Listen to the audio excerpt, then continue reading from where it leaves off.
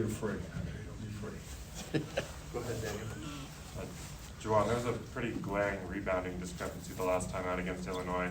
Is that something that you've made a point of in practice, or is that something that you've maybe altered the game plan to try to fix? Illinois is an excellent rebounding team. They're not a good rebounding team, they're an excellent rebounding team. And being first in the Big Ten in rebounding, truly that is a point of emphasis throughout not only our game plan, but throughout the season.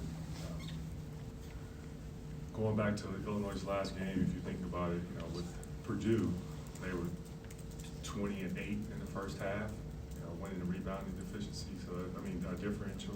So that's big for us that we definitely want to try to limit them to one shot at opportunity as well as limiting their second chance points. You talked a lot about Kofi's duck-ins from the last game. What goes into stopping that? I'm sorry, can you repeat that question? After the Illinois game in Champaign, you talked a lot about Kofi's duck-ins from the podium when you kind of get inside Teskey. Is that maybe something that you've made a point of trying to stop in practice, or is that something that you expect to see again tomorrow? Oh, well, Kofi is having a great year, too. He's a very strong, physical big, and, he scores a lot of his points in the paint on a low block. We just got to make him work harder, not get any easy post touches, and when he does catches it, do our best to try to defend it and make his shot tough. Ashley? Juwan, after the Penn State game just yesterday, how was the communication and focus in practice? Excellent. Yeah. And I didn't come in second guessing it or worried about our guys and their level of focus and getting ready to come in having a solution-based practice. They were locked in, all in. Did you do any extra drills or anything related to communication, or was it just kind of right off the bat everyone sort of knew? They were locked in. They were locked in. And they still locked in. All right. Eli said after the last game that he feels more players should provide more energy rather than just relying on Xavier to do it mostly himself. Have you seen a change in that the past few days, and do you agree with Eli's sentiment? Well, your leader always going to be your guy who hold people accountable, the guy who's going to not only communicate everything that, as far as holding guys accountable, but doing exactly what he's telling his teammates to do. But overall, it's got to happen within everyone. It can't just be relied on one individual to be that leader, to be that that voice. Every guy has a responsibility of doing their job. So is there anyone else in particular that's really stepped up in that regard besides Collectively as a group, everyone has to get it done and has to step up on that role. Andrew? Juwan, we talked to opposing coaches after the game, and they're often saying they're praising Xavier and saying how they're trying to make him less of a facilitator. They kind of imply maybe just turn him into one-dimensional scorer. I guess how do you view that for your point guard? Trying to get his own versus getting everybody else involved too. Well, X is a super competitive guy, and he's also a very smart player, and he knows as far as when to take advantage of what the defense gives us. He also knows when to make plays for others. He's never a selfish individual, and that's what makes him special, and that's what makes X one of the elite players in college basketball. His shot attempts have gone up lately at his most ever in the last game.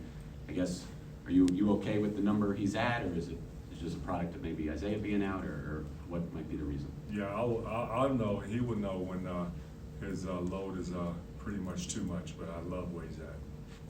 Over here with John. Coach, you talked about when you have guys open, tell them to keep shooting. If you were open, I'd tell you. Maybe. When you have a rough game shooting team-wise, is there anything that you do? Do you pull anybody aside for encouragement, or is it just they know, put that one in the Well, I in the played rearview basketball mirror? before, as you all know, and I know how to communicate with our guys when I see when a player is not his normal self, or when I see that there is a possibility where guys are losing confidence. I have a great temper. That's where I'm best at reading people. So we've had our conversations, and our group know that the confidence comes first from the coach, and I believe in each and every guy on that team. Even guys that didn't get a chance to play, it's not like the fact I didn't trust them in that moment. The situation within the game and how the game is flowing, cause 7 guys to play during that point. But overall, my rotation sometimes will be 7, 8, 9, 10. Who knows, even 11. Chris? Sorry to ask again about Isaiah, but any update on his status? He's getting better. I can say that. That's all I got to give. Anything else, Chris? Any chance that he'll go tomorrow? Has he practiced yet? Not sure yet. Okay, thank you. James? Juwan, I think Xavier, the last 3 games, he's played at least 40 minutes 3 times in the last 4 games. How do you make sure he doesn't get overexerted or worn out or whatever his name is? Yeah, big workload like you touched on earlier, and he welcomes it. I'm not concerned at all.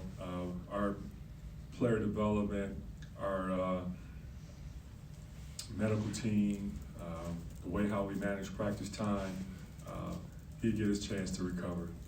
If it was 48 minutes out there or 52, he still would play all 52. I trust him. In Illinois, they're riding a 5-game win streak. How have you seen them maybe improve since the first time? They're playing really good basketball. They're doing a very good job defending, as well as they got really good play from the outside with their outside shooting, inside scoring. The rebounding is all-time high. They came off a big win versus Purdue, so playing with a lot of confidence. Does anybody have anything further? Short, sweet, coach.